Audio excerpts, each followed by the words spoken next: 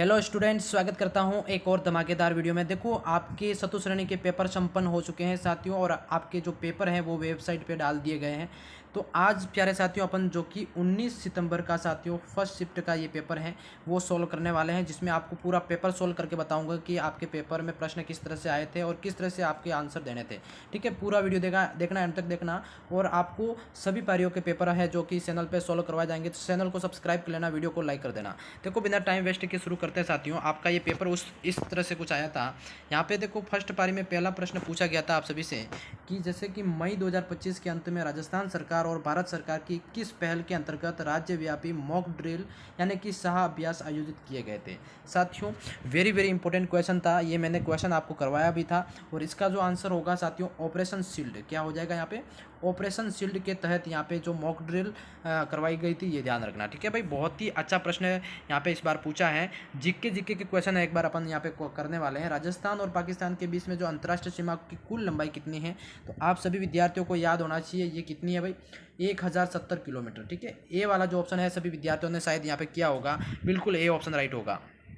ठीक है भाई, देखो जो भी नए विद्यार्थी जुड़ रहे हैं सब्सक्राइब कर लेना। निम्नलिखित में से किसने विख्यात राजस्थानी काव्य संग्रह पग फेरों की रचना करी थी साथियों। तो वेरी वेरी इंपॉर्टेंट क्वेश्चन, इसका आंसर सभी विद्यार्थी क्या करके आए थे भाई, बताओ जल्दी से।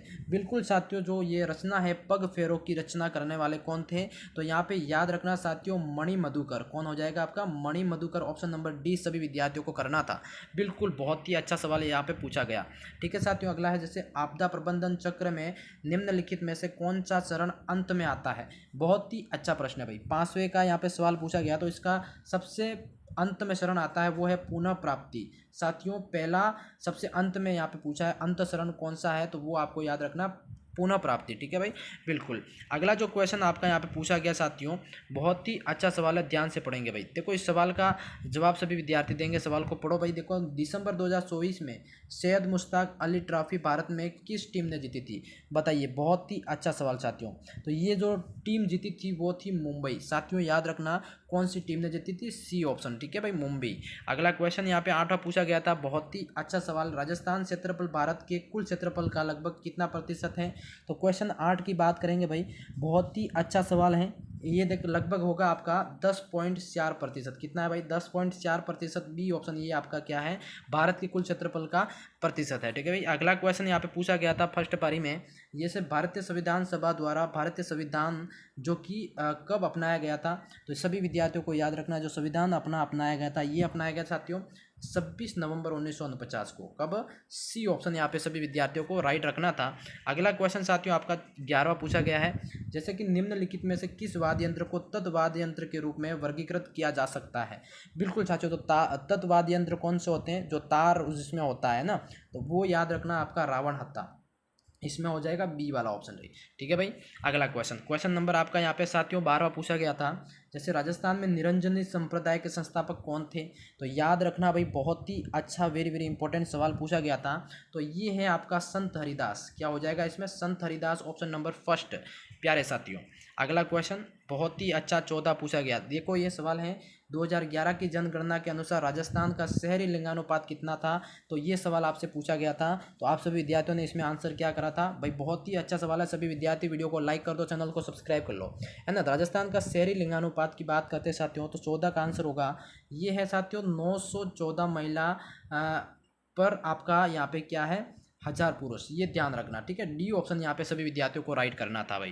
ठीक है, अगला क्वेश्चन, जैसे कि निम्नलिखित में से कौन सा शब्द है जो भारतीय संविधान की जो प्रस्तावना में नहीं है, तो भारतीय संविधान की प्रस्तावना में नहीं है साथियों, तो यहाँ पे जो संघ जो है आपका कौन सा साथियों, सी वाला ऑप्शन, ये आपका जो भारतीय संविधान की प्रस्तावना के अंदर नहीं है।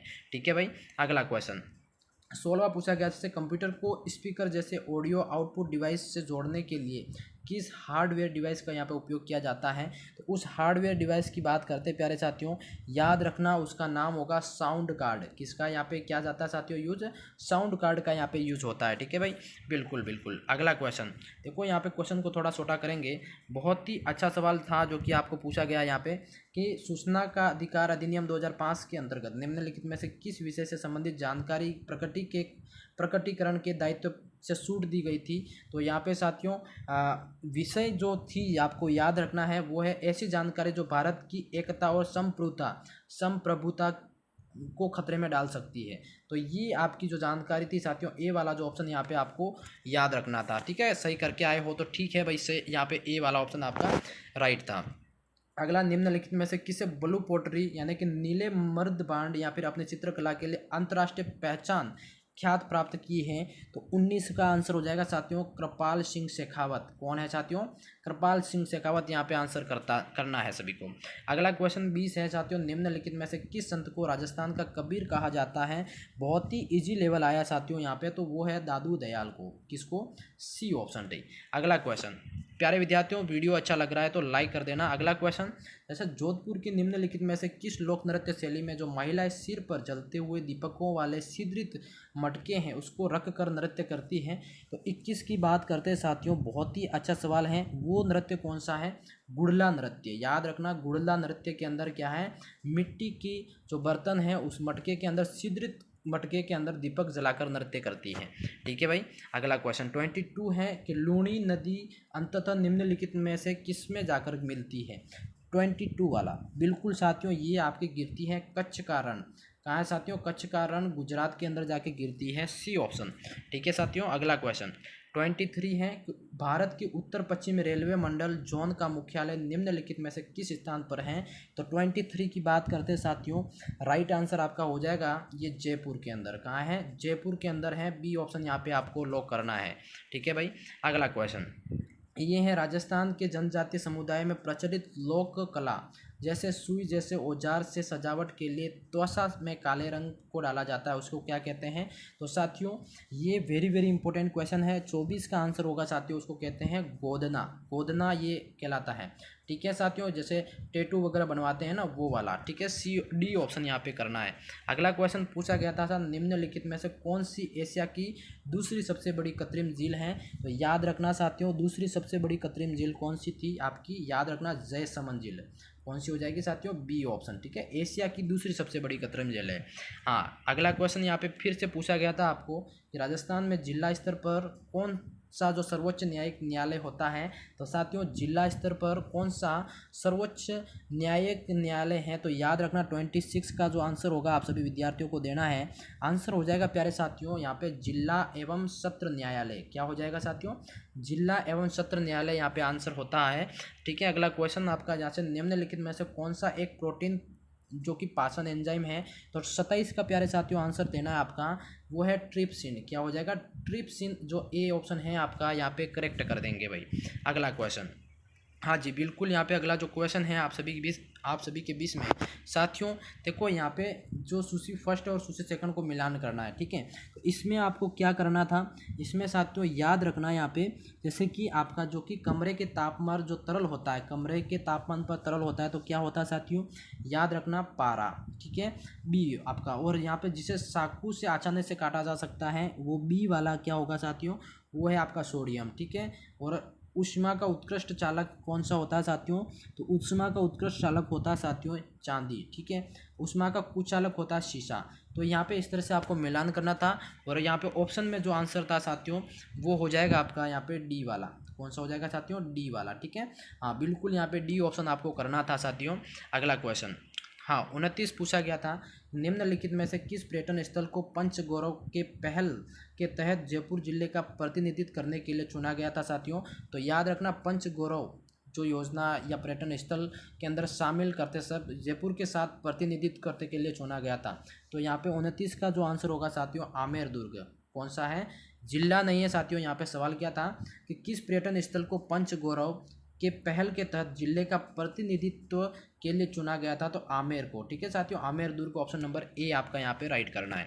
ठीक है, अगला क्वेश्चन 30 था साथियों, जैसे कि भारत की जनगणना 2011 के अनुसार भारत के निम्नलिखित में से किस जिले की जो लिंगानुपात प्रति 1000 पुरुषों पर महिलाओं की संख्या सबसे कम दर्ज की गई थी? तो साथियों 30वें का जो आंसर होगा अपना, बहुत ही अच्छा प्रश्न है, 30वें का आंसर हो जाएगा साथियों सी ऑप्शन धौलपुर। क्या हो जाएगा साथियों, धौलपुर आपका यहाँ पे क्या है, यहाँ पे जो कि सबसे कम जो संख्या है वो दर्ज करी गई थी। ठीक है प्यारे साथियों, अगला क्वेश्चन यहाँ पे जैसे पूछा गया कि राजस्थान के किस स्मारक को झुंझुनू का हवा महल कहा जाता है, तो याद रखना झुंझुनू का जो हवा महल है वो आपका क्या है, खेतड़ी महल। ठीक है साथियों, डी ऑप्शन यहाँ पे आपको लॉक करना है। देखो वीडियो अच्छा लग रहा है तो लाइक कर देना, चैनल को सब्सक्राइब कर लेना, क्योंकि मैं आपको सभी पारियों की जो आंसर पेपर है वो सॉल्व करवाने वाला हूँ। ठीक है, राजस्थान में कौन से मेले को आदिवासियों का कुंभ की कहा जाता है साथियों, आदिवासियों का कुंभ। बहुत ही अच्छा प्रश्न है, याद करना सभी। बेणेश्वर, क्या साथियों, बाणेश्वर नहीं है, बेणेश्वर होगा। ठीक है, टाइपिंग थोड़ी मिस्टेक करी है इन्होंने। अगला क्वेश्चन, बिल्कुल साथियों, अगला क्वेश्चन यहाँ पे आपसे पूछा जाता था कि जैसे कि यहाँ पे राजस्थान सरकार के निम्नलिखित विभागों में से कौन सा विभाग है जो कि राज्य की सभी नगर पालिकाओं और शहरी स्थानीय निकायों के लिए निगरानी और समन्वय का कार्य करता है। तो प्यारे साथियों 33 का आंसर होगा आपका, बहुत ही अच्छा है। देखो, स्थानीय स्वशासन विभाग राजस्थान सरकार, ये याद रखना था और ये ही आपका करेक्ट आंसर है इसमें। ठीक है, तो सी ऑप्शन प्यारे विद्यार्थियों इसमें करेक्ट करना था सभी को। ठीक है भाई, अगला क्वेश्चन, बिल्कुल निम्नलिखित में से कौन शेखावटी ख्याल के विख्यात कलाकार थे। साथियों कौन शेखावटी ख्याल के विख्यात कलाकार थे, तो याद रखना 34 का आंसर हो जाएगा आपका यहाँ पे, बिल्कुल नानूराम। साथियों यहाँ पे नानूराम, ऑप्शन नंबर सी आपका यहाँ पे क्या है, वेरी वेरी इंपॉर्टेंट राइट हो जाएगा भाई। अगला क्वेश्चन आपका जहाँ पे जैसे 35वां पूछा जाता है साथियों कि वे पदार्थ जो नीले लिटमस को लाल कर देते हैं वो क्या होते हैं, किस प्रकृति के होते हैं। तो साथियों नीले लिटमस को लाल कर देते हैं, ये आपको 11th-12th में पढ़ा होगा। 35 का जो आंसर होगा साथियों, बहुत ही अच्छा प्रश्न है, उसको कहते हैं आपका क्या कहते हैं, अम्लीय होते हैं। क्या होते हैं, अम्लीय प्रकृति के होते हैं, सी ऑप्शन। अगला क्वेश्चन साथियों सवाल है कि नदियों द्वारा निष्पेक्षित जो अवसादों से बनने वाली मिट्टी को क्या कहते हैं। याद रखें 36 का राइट आंसर होगा साथियों, जालोड़ मिट्टी। क्या कहते हैं उसको, ये नदियों के द्वारा जो निक्षेपित अवसादों से बनने वाली मिट्टी है जिसको जालोड़ मिट्टी कहते हैं। ठीक है भाई, अगला क्वेश्चन, हाँ बिल्कुल इंपॉर्टेंट क्वेश्चन करवा रहा हूँ साथियों। देखो, मार्च 1949 में बृहत्तर ग्रेटर राजस्थान का गठन निम्नलिखित में से किन राज्यों के एकीकरण के बाद में हुआ।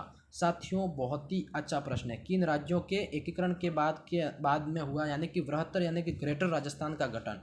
37 का आंसर होगा साथियों, याद रखना यहाँ पे जयपुर, जोधपुर, जैसलमेर और बीकानेर, ये जो राज्य हैं इनके एकीकरण के बाद में बृहत्तर राजस्थान का गठन होता है। ठीक है, बी ऑप्शन यहाँ पे लॉक कर देंगे सभी, बिल्कुल साथियों। अगला क्वेश्चन यहाँ पे जैसे कि एक बल्लेबाज ने 21वीं पारी में 84 रन बनाए जिससे उसका औसत रन बढ़ गया, तो 21 पारियों का औसत कितना होगा। 21 पारियों का साथियों होगा यहाँ पे 44, क्या होगा, 44 रन। ठीक है, ये ध्यान रखना। अगला क्वेश्चन साथियों पूछा जाता है जैसे राजस्थान राज्य बजट 2025 के अनुसार राजस्थान में जो एक घड़ियाल पालन जो केंद्र स्थापित किया गया, घड़ियाल यानी कि जो मगरमच्छ है ना, उसका पालन केंद्र स्थापित किया है, तो वो कहाँ किया साथियों, 39 का। याद रखना सवाई माधोपुर के अंदर, कहाँ हो जाएगा साथियों, सवाई माधोपुर, डी ऑप्शन यहाँ पे लॉक करेंगे भाई, बिल्कुल साथियों।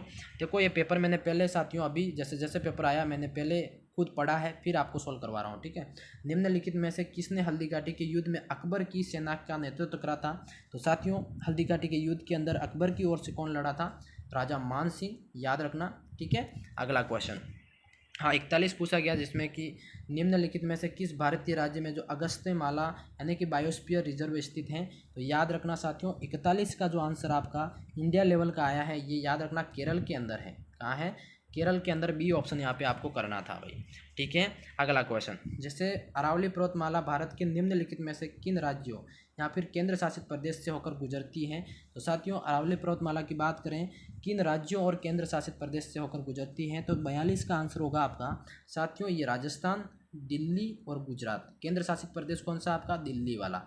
ठीक है, तो ये 3 जो राज्य और केंद्र शासित प्रदेश याद रखना, बी ऑप्शन यहाँ पे आपका राइट था। ठीक है भाई, अगला क्वेश्चन 44 वाला इंपॉर्टेंट प्रश्न है कि अप्रैल 2025 में किसे भारतीय रिजर्व बैंक यानी कि आरबीआई का जो उप गवर्नर नियुक्त किया गया, वे इस पद पर नियुक्त होने वाली पहली महिला बनी।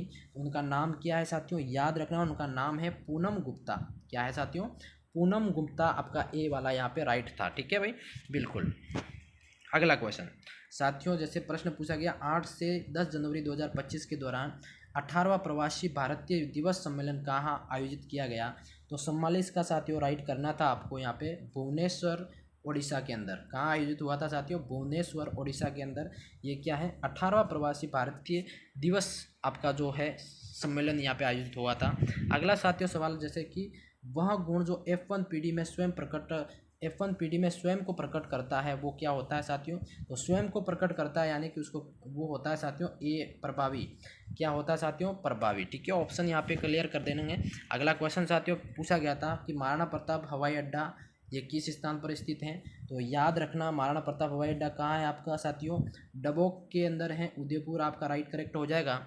ठीक है भाई, अगला क्वेश्चन सवाल पूछा गया था संघ यूनियन लिस्ट भारतीय संविधान की किस अनुसूची का हिस्सा है? तो साथियों यूनियन संघ यानी कि संघ सूची है ना, 47 का आंसर होगा साथियों। ये 7वीं क्या है? 7वीं अनुसूची का हिस्सा है, याद रखना ए ऑप्शन।